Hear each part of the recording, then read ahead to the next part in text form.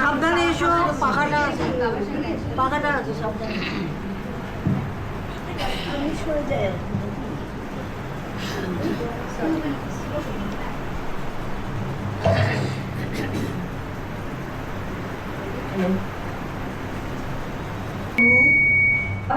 জন্মেরও প্রথম শুভক্ষণ 165তম রবীন্দ্র জয়ন্তী।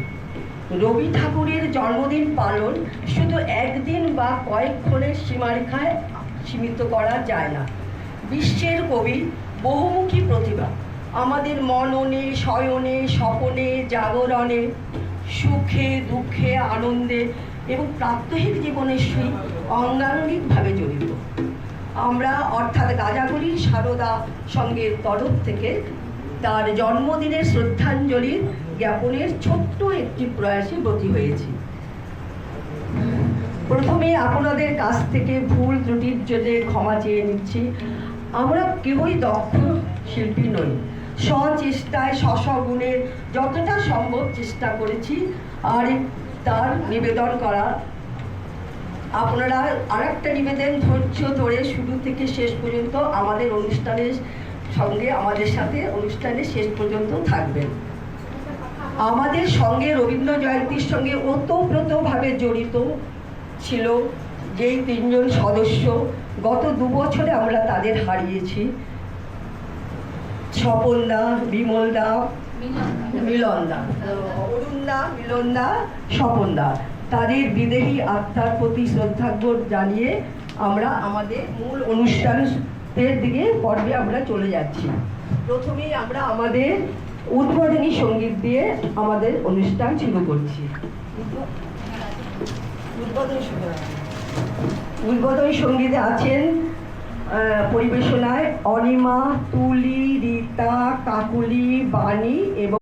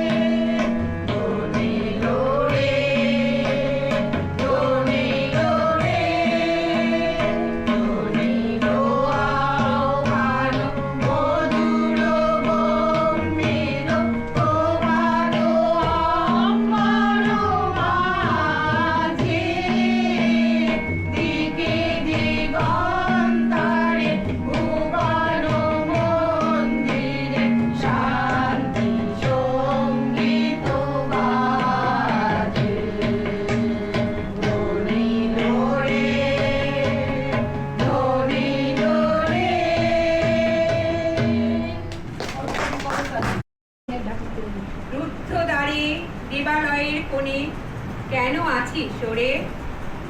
অন্ধকারে লুকিয়ে আপন মনে কাহারে তুই খুঁজিস সঙ্গকণে?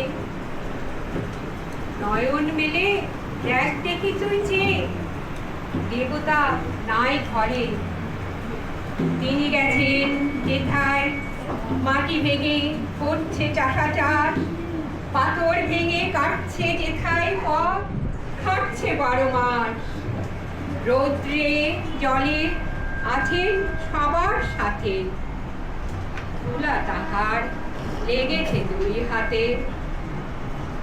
তারই মতন সূচি বছর ছাড়ি আইরে দুলার পরে। মুক্তি ওরে, মুক্তি কোথায় পাবি? মুক্তি কোথায় আছে?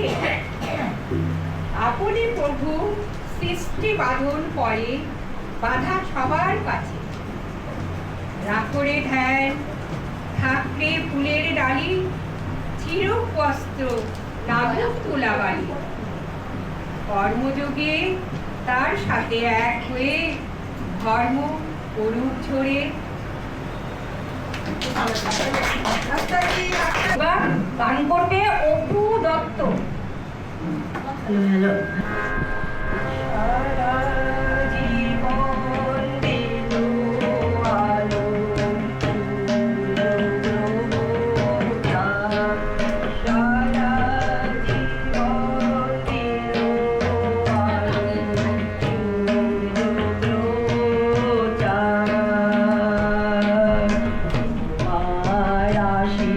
আশীর্বাদে প্রভু তোমার আশীর্বাদ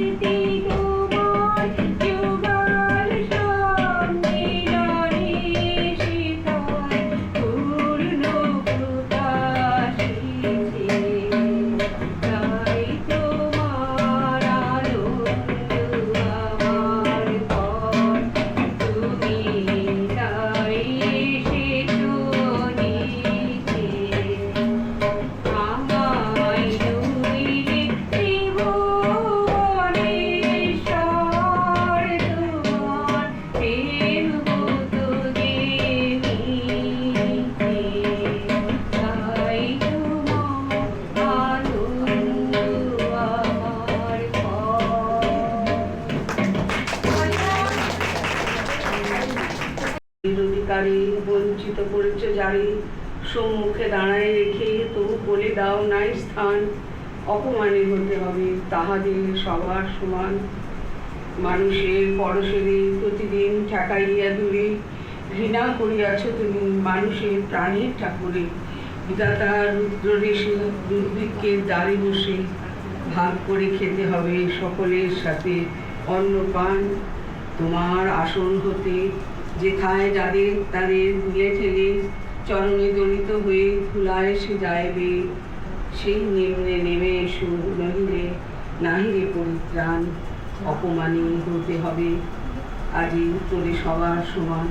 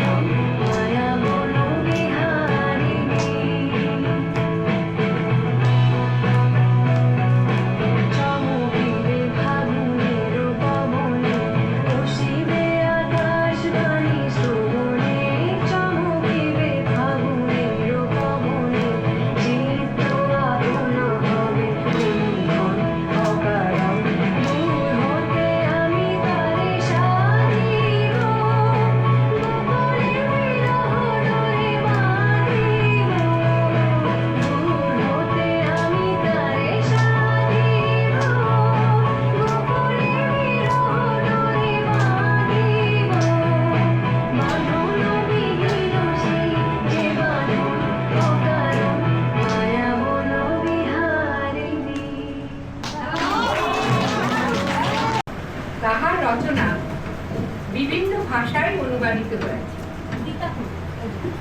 তিনি ছিলেন বহুমুখী প্রতিভার অধিকারী। তাহার রচিত সাহিত্য সমগ্র বিশ্বের এক অমূল্য সম্পদ। তিনি আমাদের সকলের কবিগুরু। আজ তারই স্মরণে, তারই সৃষ্টি, পূজা, প্রকৃতি, বাউল ও স্বদেশ ভাবনাগুলোর উপরে তার চিন্তাধারা কতটা গভীর ছিল সেটা বোঝা যায় তার রচনা ও গান থেকে। এখন প্রথমেই আসছি আমরা পূজা পর্যায়ে নিয়ে। এবার আমরা দেখব রবীন্দ্রনাথের পূজা এবং প্রার্থনা পর্যায়ের গান থেকে আমরা কতটা সমৃদ্ধ হতে পেরেছি।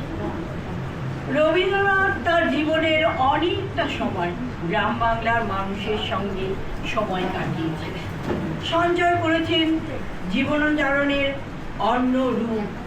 তিনি জীবনকে সুন্দরভাবে অনুভব করেছেন, তাই তো তিনি তার মনের ঈশ্বর ভাবনাকে এক নতুন মাত্রায় যুক্ত করেছেন তার গান ও বাণীতে।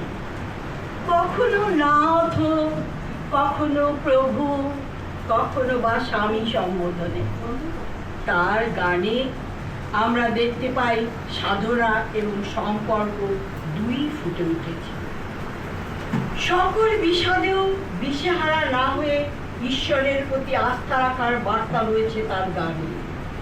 আকাশের গভীর অন্ধকারে যেমন ধ্রুবতারা জ্বলে, তেমনি আমাদের জীবনের শত বিপদেও সাধনা এবং সংকল্পই পারে জীবনের গতিপথকে এক আনন্দময় যাত্রাপথে এগিয়ে নিয়ে যেতে। এই সাধনা এবং সংকল্প নিয়েই আমাদের এগিয়ে যেতে হবে ঈশ্বরের হাত ধরে। ঈশ্বরের দেখা না মিললেও ঈশ্বরের যে হৃদয়ের অন্তঃস্থলে আছেন তা তিনি অনুভব করেছিলেন। তাই রবি গানেই আমরা জানাই সেই ঈশ্বরকে শত কোটি প্রণাম।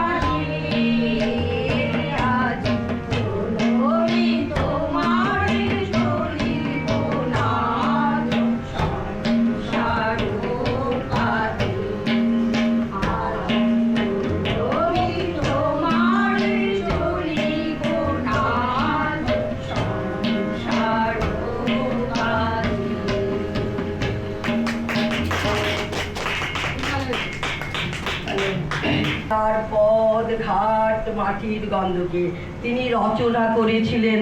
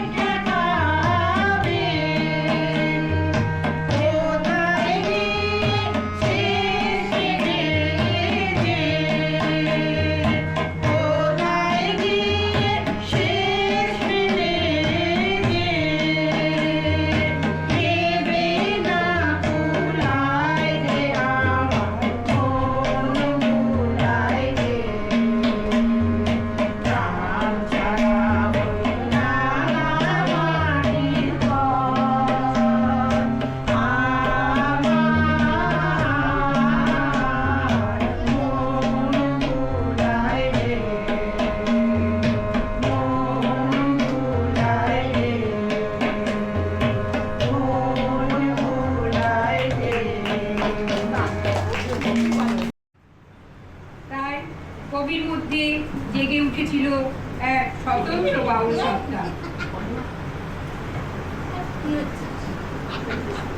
তিনি এই কাঠ পাথরের বেড়াজাল থেকে বেরিয়ে প্রকৃতির খোলা হাওয়ায় বাঁচতে চেয়েছিলেন এবং তার প্রাণে শান্তিনিকেতন গড়ে তোলেন।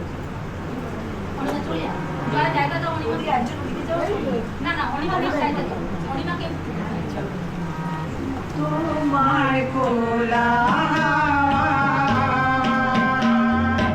আমি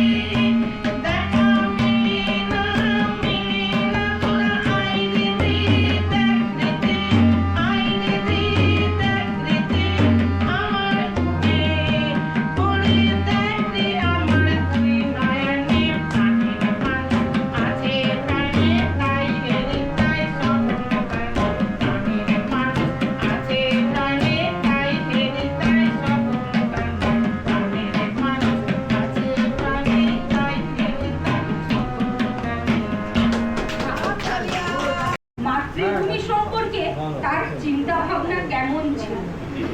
রবীন্দ্রনাথ বলেছেন, আমরা যে দেশে জন্মেছি সেই দেশকে সম্পূর্ণ আপন করে নিতে হবে। সেই দেশকে সেবার দ্বারা, আত্মত্যাগের দ্বারা সমাজের রক্ষাকর্তা হয়ে উঠতে হবে দেশের মানুষকে। কারণ সমাজ ছাড়া দেশ গঠন হয় না। তাই সমাজই মানুষের বিদ্যার ব্যবস্থা করেছে, তৃষিতকে জল দিয়েছে, ক্ষুধিতকে অন্ন দিয়েছে, পূজার্থীকে মন্দির দিয়েছে, আবার অপরাধীকে দণ্ড দিয়েছে, আর শ্রদ্ধেয়কে শ্রদ্ধাও করেছে। গ্রামে গ্রামে দেশের চরিত্রকে রক্ষা আর তার শ্রীকে প্রতিষ্ঠিত করেছে। তাই আমরা ধর্ম বলতে বুঝে নিতে পারি তাহা সর্বত্র নানা বিধিনিষেধ ও তার নিয়মের মাধ্যমে সঞ্চারিত হয়ে আছে। আমাদের প্রত্যেককেই স্বার্থ ত্যাগ ও আত্মসংযমের মধ্যে চর্চা করিতে হইবে। কারণ আমরা সমাজ অর্থাৎ দেশের স্বার্থেই ওই সকল নিয়ম কানুন, এইসব ধর্ম পালন করিতে বাধ্য। মাঝে মাঝে বিপদ ও আঘাতের আশঙ্কা স্বীকার করিয়াও সমাজে স্থিতির সঙ্গে সঙ্গে গতিরও বন্দোবস্ত করিতে হয়, না হলে সমাজ পঙ্গু হইয়া সংকীর্ণতায় আবদ্ধ হইয়া যায়। তাহা এক প্রকার জীবনমৃত্যু। তাই স্রোতহীন নদী যেমন একদিন হারাইয়া যায়, তেমনি সমাজও আস্তে আস্তে বিলীন হইয়া যায়। এখানেও কিন্তু কবিগুরু আমাদের পথ দেখাইয়াছেন।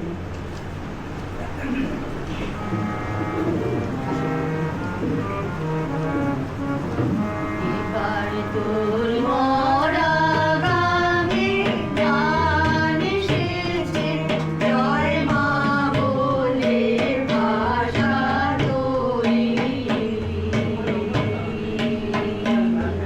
এবার তোর মরা গানে গান এসেছে, জয় মা বলে ভাষা তরি। ওরে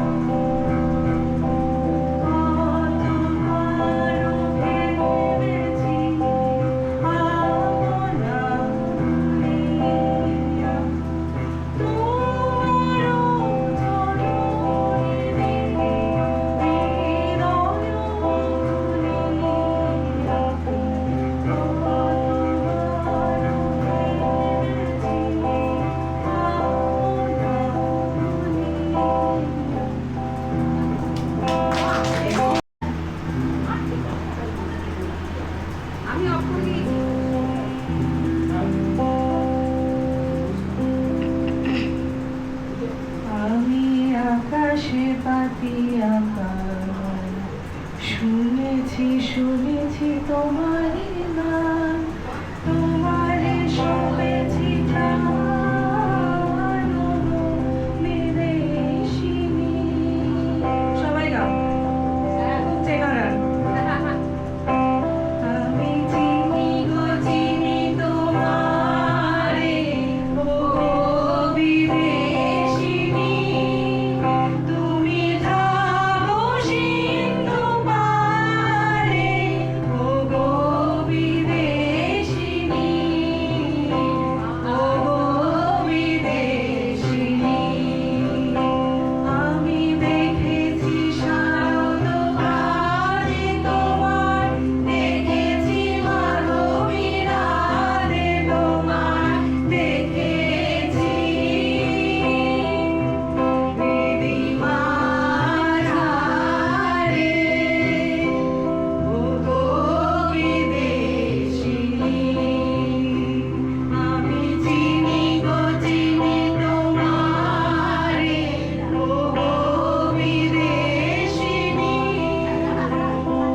ভুবন ভূমিয়া শেষে আমি এসেছি নতর দেশে, আমি অতিথি তোমারি দ্বারে, আমি অতিথি তোমারি দ্বারে, ও গো বিদেশিনী। আমি চিনি গো চিনি তোমারে, ও গো বিদেশিনী, তুমি থাকো সিন্ধু পারে, ও গো বিদেশিনী, ও গো বিদেশিনী। অপূর্ব অপূর্ব। मृदुल गमन श्याम आवे, मृदुल गान गाहिना, सजनी सजनी राधिका, वेद अब बुझाहिना। सरि सरि सरि ग ग ग ग, ग ग ग ग ग रे रे रे, सा सा रे रे ग ग म म प।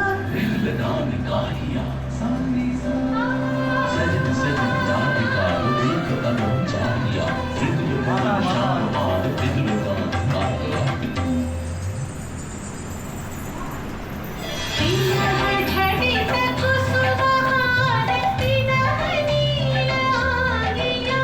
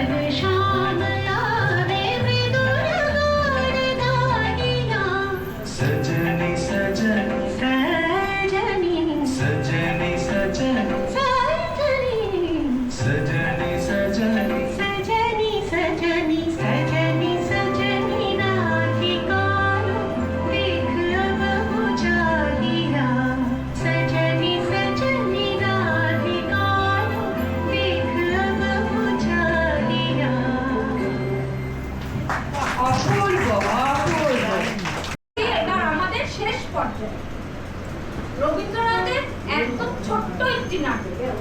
নাটকের নাম অভ্যর্থনা। চরিত্র: নীলরতন, চতুর্ভুজ, জমিদার, সাতপুরো, দাসী, ছোট মেয়ে, মা, সাধুচরণ, পরাণ এবং কাবুলি বেলা। প্রথম দৃশ্য: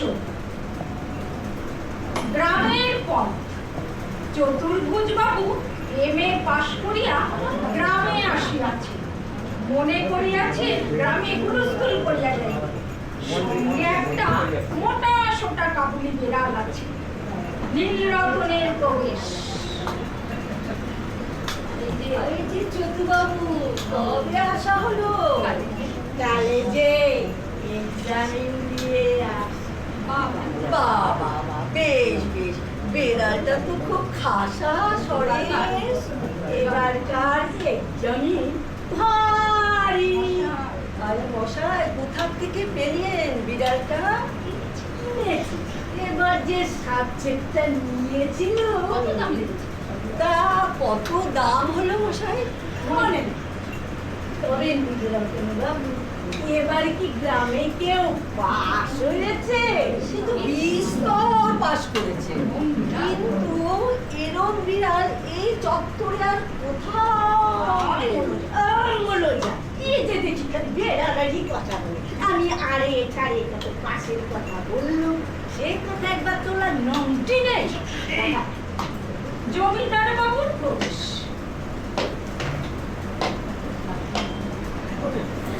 এই যে চতুর্ভুজ, এতকাল কলকাতায় বসে কি করলে বাবু? আগে কলেজে এক্সামিন দিয়ে আসি। কি বল? দিয়ে দিয়েছো? তা কাকে দিলে? তা নয়, দিয়ে দিয়েছো? তা আমরা তো কিছু জানতে পারলাম না। বিয়ে নয়, বিয়ে, ওই একই হলো। তোমরা শহরে বলো বিয়ে, আর আমরা গ্রামে বলি বিয়ে।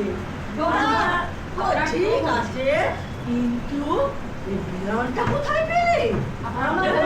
ভীষণ সরেস, খুব ভালো দেখতে। আমার মনে হচ্ছে আপনার কোনো ভ্রম কিসের? এরকম বিড়াল তুমি এই জেলায় খুঁজে বার করো দেখি। এত মশাই জানো, এখানে বেড়ালের কথা হচ্ছে, আর বেড়ালের কথাই তো হচ্ছে। এমন বেড়াল মেলে না, খেলে যায়। এই বেড়ালি দেখছি যত কান হয়েছে। এই যে বিকেলের দিকে আমাদের ওদিকে একবার এসো এই বেড়ালটাকে নিয়ে, আমাদের ছেলেরা দেখবে আর ভারী খুশি হবে। তা হবে বই, কতদিন পর আমাকে দেখবে, কিন্তু তুমি, আমি একটা কথা বলছি, তুমি যদি যেতে না পারো তাহলে ওই বেনি মাধবকে দিয়ে বেড়ালটাকে আমাদের ওদিকে পাঠিয়ে দাও। হ্যাঁ, আমাদের ছেলেরা দেখবে, ভারী খুশি হবে। আমি চললুম, তুমি কিন্তু পাঠিয়ে দিও বেড়ালটাকে, ছেলেরা দেখবে। হ্যাঁ। সাতপুরার প্রবেশ। এই যে অনেক দিন পর দেখা, তা হবে না? কতগুলো এক্সামিন দিয়ে এলো, বেড়ালটি আবার আমি চললুম। বললো ছেলেগুলো লেখাপড়া শিখে ধনুধর হয়ে ওঠে, মন তো যথেষ্ট, অহংকারে চার দ্বিতীয় দৃশ্য: চতুর্ভুজের বাটি অন্তঃপুর। দাসী।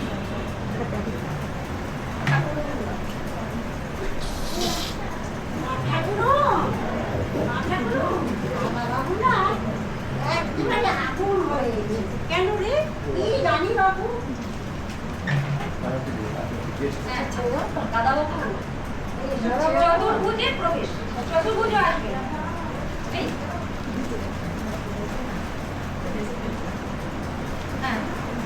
দাদা বাবু, এক থাপ্পড় দিত। বেড়াল বেড়াল আর বেড়াল, সংসার আর কোনো কথা নেই। সাথে কি আরে কি আমার বাচ্চা রাগ করে কতদিন পরে বাড়ি এলো ছেলেগুলো বিরক্ত করে কি ওরা যা তো যা যা আমাকে দাও গন্ধা দেখে দিয়েছি